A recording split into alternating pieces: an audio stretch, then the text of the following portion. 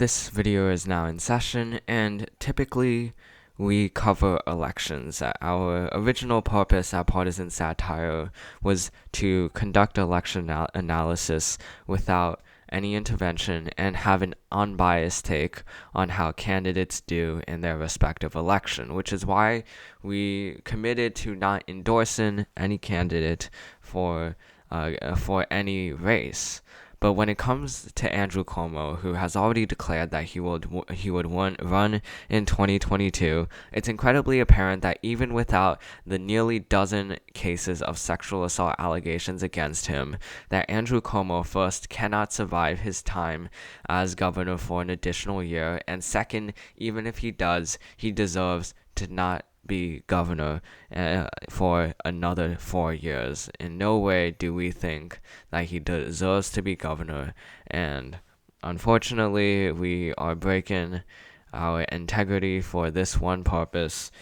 And while all of us at Partisan Satire each hold our political beliefs, the call for New York Governor Andrew Cuomo to resign is an opinion indifferent to liberal or conservative values. Calling out on someone who has credibly sexually assaulted multiple women isn't a democratic or a Republican value. Though Cuomo is a Democrat, this assertion would hold for anyone regardless of political party. And for the message that we are about to bring, we published the full message on partisansatire.com. So if you want a written version of this, go to that website. Nonetheless, here is why Cuomo needs to go, and this is based off of our 2 years of examining Cuomo's governorship as New York governor. In his words, he says, "I believe that government can be a source of inspiration, not degradation." Andrew Cuomo spoke those words in his goal to encourage confidence in the New York government. In hindsight, Cuomo proved to be the definition of government degradation. During his time as governor, he has credibly shown to verbally abuse assembly members, threaten politicians, introduce toxicity to his administration, and most sinfully sexually assault his aides.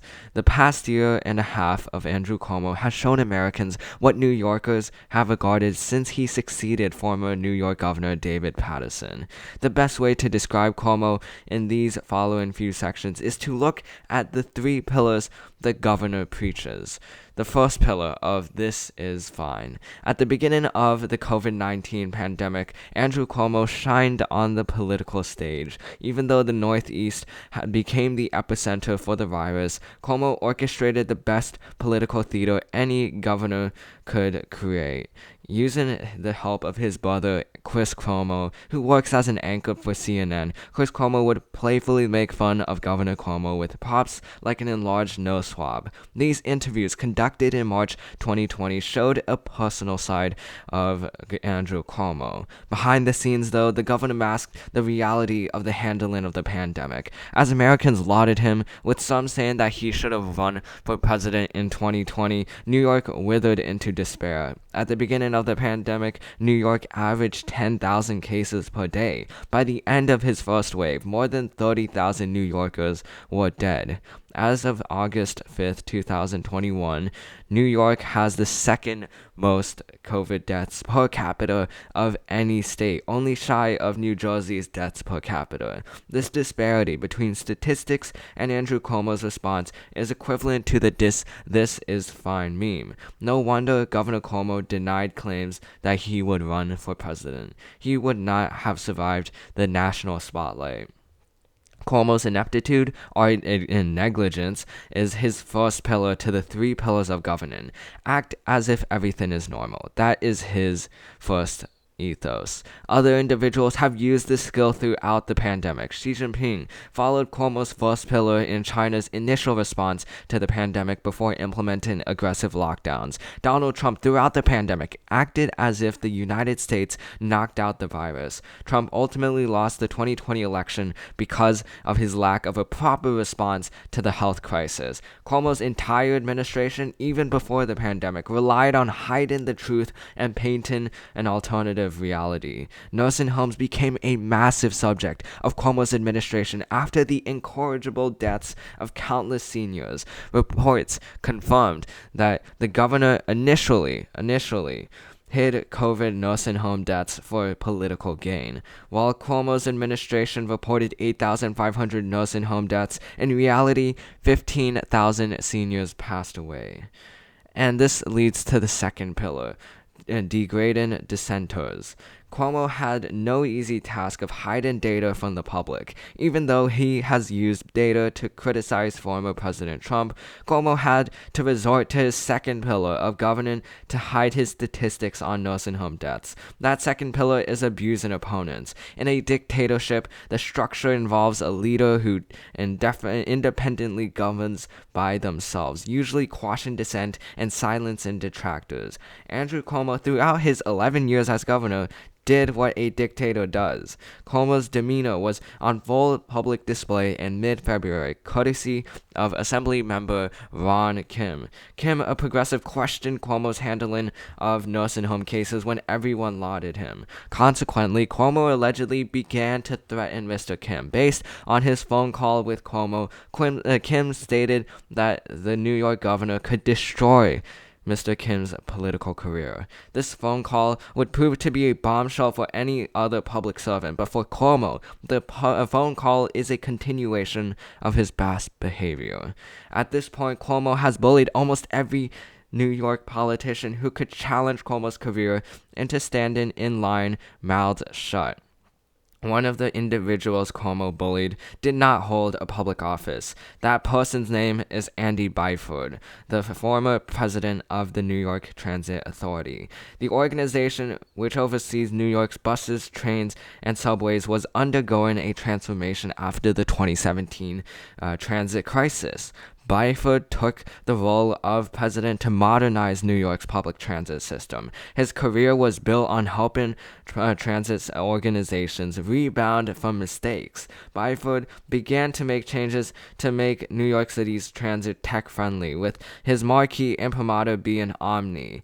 Mr. Cuomo, though, did not appreciate that Byford took the credit for revitalizing a system that wore down on the governor's watch. Instead of benefiting New Yorkers, Cuomo attempted to benefit himself by stripping powers away from Byford and letting him take charge. For example, Cuomo took over the L train restoration project, which renovated damaged tunnels on the Canarsie line. Byford's original plan would have temporarily shut down the tunnels to conduct work on restoration. Instead, Cuomo vetoed that plan and forced a new plan to close the tunnel only on nights and weekends. This new plan gave commuters minor delays, but risked damaging construction workers' lungs by introducing silica dust for fast repair work, a harmful mineral.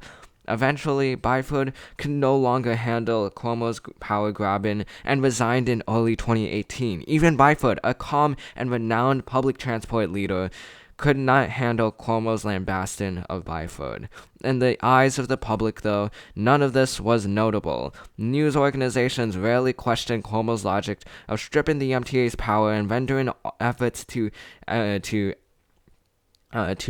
revitalize transit useless. Cuomo always took all credit for the good parts of the Canarsie restoration project and other projects while shrugging off the backstabbing Cuomo did to get to that goal. For any other governor, this behavior would not go unnoticed by the public, but somehow this behavior goes through for Cuomo. The reason why Cuomo has been able to dodge negative press headlines leads to his third pillar. Sexual assault and abuse, in almost every case, happens when the perpetrator has evident power over the victim. As Spider-Man says, with great power comes great responsibility. In reality, when most people receive power for an extended period, they develop the sense that they are immune from prosecution. Consequently, many men with power have exploited it to satisfy their wants. Mr. Cuomo exploited his power as governor to sexually assault his aides. For several years, Cuomo inappropriately touched children, touched women, groped strangers and close friends alike, and harassed individuals Cuomo found beautiful. One example of unwanted aggression involved a state trooper assigned to Cuomo's detail. In the 165-page investigation conducted by June H. Kim and Ann Clark into Cuomo's misconduct, the governor encountered a state trooper at an event on the RFK bridge. The governor used his powers to ask a senior member of his detail to add that trooper to the roster. Although the trooper did not meet the guidelines for being part of the governor's protective service unit, she was added on to the team. As she maintained the oath to abide by the law, the governor did not. Among the allegations, Mr. Cuomo kissed the trooper once and tried a second time, moved his hands across the trooper's stomach, and at one point criticized her for not wearing a dress. These painful discoveries repeat themselves with multiple other women. As of now, Cuomo has supposedly groped a woman's breast, nicknamed another woman sponge in a derogatory manner, and made a workplace environment women were afraid to engage in. In some ways, Cuomo's workplace could not be described as a workplace. Instead, the executive offices at Albany are where Cuomo can live his weird dreams at the expense of other people's dignity. That said, Cuomo's advances towards women all fall into the same pattern of abusing his power. The governor proved that he could not safely win a third term in a very democratic state. The power he amassed silenced individuals into falling in line with what the governor wanted. As a result, Mr. Cuomo felt as if he had the freedom to bully more people and sexually harass anyone he wanted to. He hid this from the national political zeitgeist. As a result, even when Democrats from New York knew Cuomo had a shoddy reputation, they had no choice but to vote for him because of the political monster he created. And now is the end of the Cuomo machine. Time is the New York governor's worst enemy. His abusive actions were bound to flood into the national headlines like a dam that breaks down. Cuomo, though, used his 3 pillars to avoid a political downfall. The governor did not orchestrate this act alone. Like Jeffrey Epstein, Cuomo used confidants to suppress dissent. Like Donald Trump, he blasted the media whenever they wanted to uncover the truth. Unlike anyone else, though, Cuomo used connections of journalists through his brother Chris Cuomo to make the media love Andrew Cuomo. This contraption, though, could and did fall with the actions of only one person, Lindsay Boylan. By revealing her story, Boylan opened the floodgates for others to create an avalanche for Mr. Cuomo. Cuomo's perception of himself, greatness, New York toughness, and a proud father are no longer held with 11 known women alleging sexual assault. The governor has single-handedly corrupted the government of New York. Every part of New York's government no longer functions how a state government is supposed to function, with power grabs visible in Albany and as well as New York City. Unfortunately, most Americans did not see the truth earlier. Cuomo's public speaking talent and press manipulation perfected the governor's image like those who face-tune for an Instagram photo. Cuomo's self-perceived immunity, though, is just like his public image, a fallacy. New York is still part of America, and New York systems are working. The governor faces an impeachment inquiry from the New York State Assembly, and politicians like New York City Mayor Bill de Blasio are considering a run to challenge Cuomo in the Democratic primary.